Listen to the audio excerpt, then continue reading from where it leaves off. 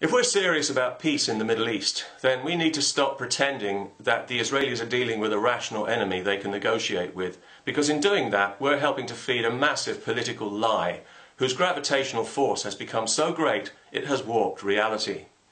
It's Hamas who turned Gaza into a war zone recently, not Israel, and it's Hamas who will do so again, and again, and again. They don't care about the people there. They regard them as expendable in the cause of jihad.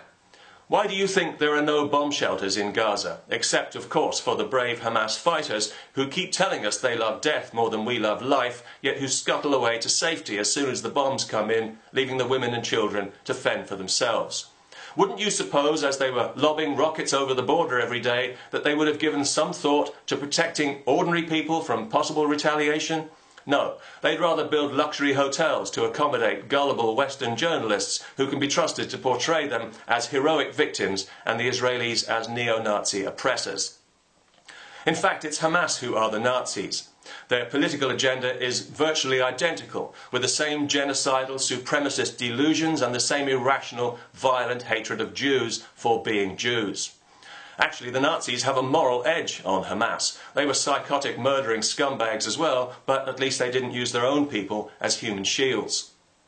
Hamas don't give a damn about the people of Gaza. They want them to be killed, especially the children, whose bodies make wonderful propaganda. That's why they deliberately put them in the firing line, as fodder, as just another weapon to be used and discarded, or martyred, which is the Islamic euphemism for somebody whose life has been thrown away for absolutely nothing.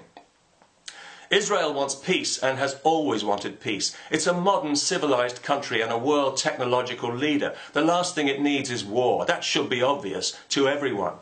Israel would like nothing better than for Gaza to be thriving and prosperous and the people to be happy and free. They would even bankroll it if they thought it would work. But Hamas don't want the people happy and free. They want them miserable and blaming Jews for it. Because Hamas are Islamic fanatics. Jihadis, the same mentality that flew into the Twin Towers and then blamed, guess who, the Jews. They bribed the people of Gaza to elect them on a political platform, but once in power, they enforced their religion with an iron fist. Does anyone seriously think they'd be elected again? We'll never know, because once elected, an Islamist government is elected forever, and anybody who wants to argue about it can expect to be murdered and their corpse dragged through the streets behind a motorcycle, as happened last week in Gaza. These are men who are so hypnotized by their callous and violent religion, and so bereft of any semblance of moral decency or compassion, that they'll happily murder someone for expressing a moment of joy by singing at a wedding, as happened last week in Gaza. Singing is outlawed in their Islamic paradise. Joy is forbidden. Happiness is haram.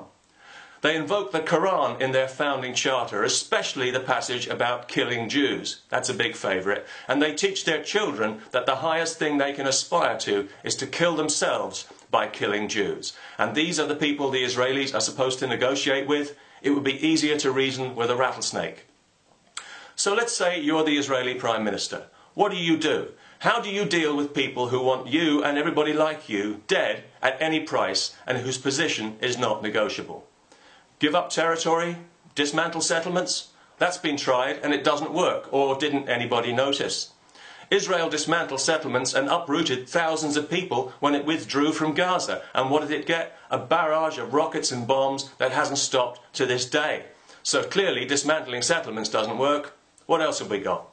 Mediation? Diplomacy? Restart the peace process? Yeah, in your dreams. There is no peace process, and there never will be as long as Hamas is around, because there's no such thing as a one-sided coin. And Hamas have made it clear they have no intention of negotiating peace, ever. It's written right into their charter. Look it up. Peace would be un-Islamic.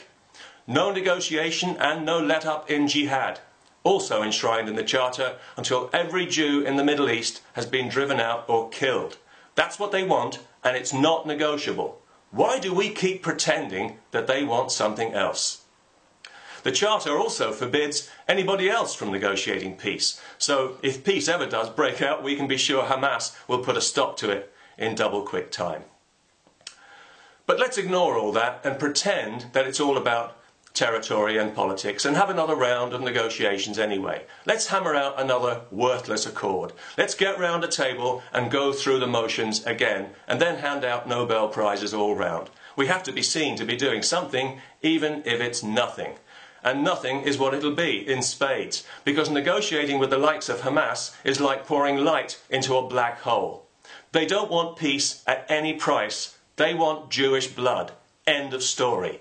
That's why they break every ceasefire. That's why their own people are expendable. That's why no agreement with them is worth the paper it's written on. That's why there is no two-state solution and never will be as long as they're around. And that's why they need to be defeated decisively and permanently, or this madness will never ever stop.